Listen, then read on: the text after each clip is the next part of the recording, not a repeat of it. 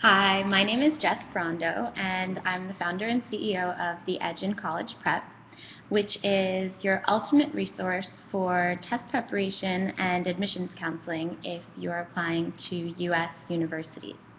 And each month we do a vlog series helping either juniors or seniors with one component of their test prep or admissions counseling agenda. And today we're going to talk a little bit about the PSAT.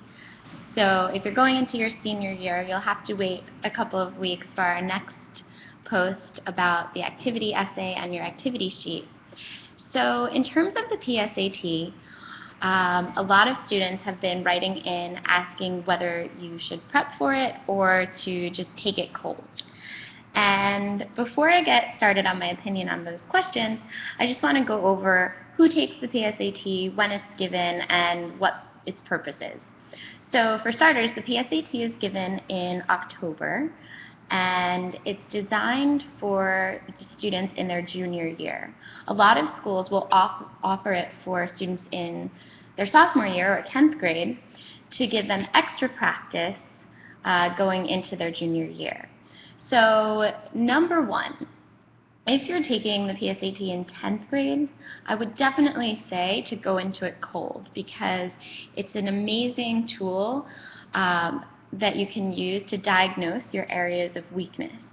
And if you prep for it, it won't give us an accurate assessment of which areas you're the strongest in and which areas you're the weakest in. So if you're in 10th grade, unless you are a highly recruited NCAA athlete, I would definitely say to take it cold. Now, for 11th grade, I can sort of go two ways on this issue. I think that using the PSAT in 11th grade or your junior year is also a great diagnostic tool, but it kind of is a little bit late to not have started doing any sort of test prep.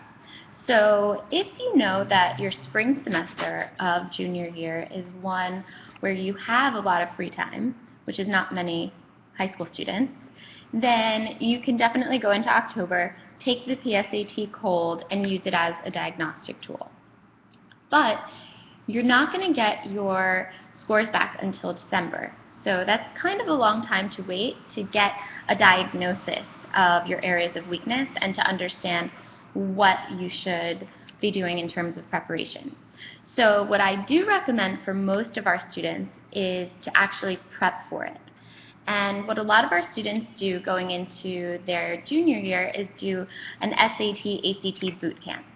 And they do that during the month of August. And what we do with that, and this can be either done in person or through Skype tutoring, is it gives a total overview of the areas of the SAT, ACT, and PSAT that test you on the same topics. So 85% of all three of those tests test you on the same topics. There's only about a 15% differentiator between the various tests that's going to differentiate the ACT from the SAT.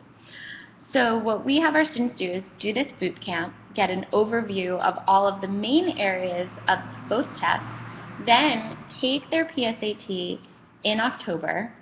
And then we also have them take an ACT either in October or November, and that can be either the real thing or the just a practice ACT. And then in December, what we recommend students do is to analyze which test is more suitable to you. And you want to prep for the test that you have a higher starting score on.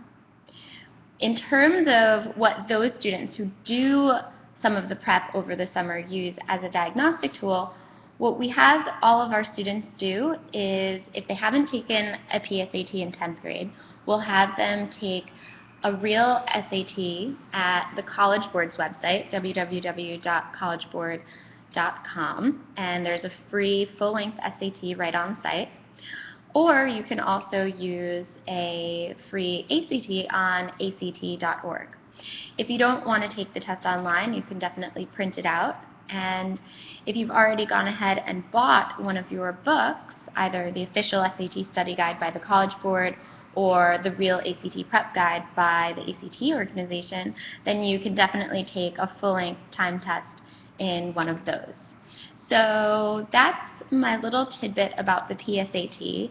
I would say that if you are going into 11th grade, you should probably do some prep, because using it as a diagnostic tool is going to force you to wait until December to get your results, and that's just not enough time to get a head start preparing for your spring exams. So that's a wrap for today. Thanks so much for watching, and let me know in the comments section how you feel about the PSAT and anything that you've done so far this summer to prep for it. Thanks so much, and I hope you're enjoying the summer. Bye.